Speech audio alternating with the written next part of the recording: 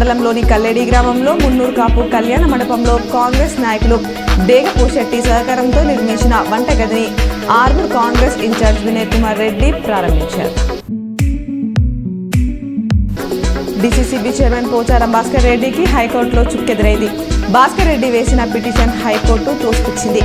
ఈ నెల 21న అవిశ్వాస తీర్మానానికి రంగం సిద్ధమైంది.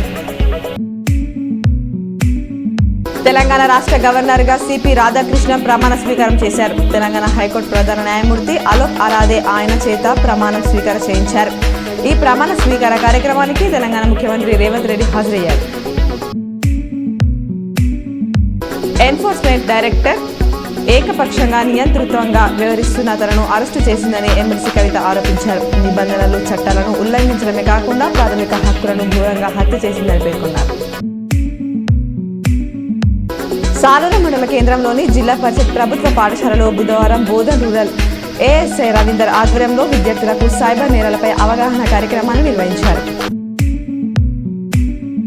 దర్పల్లి మండల కేంద్రంలో ఇంటి పన్నులు వసూలు చేయాలని గత 3 నెలలుగా కార్యక్రమం నడుస్తోంది. ఇప్పుడు స్పెషల్ డ్రైవ్ లో మర్రాయి తాండా కార్యదర్శి సుభాష్ని నియమించారు.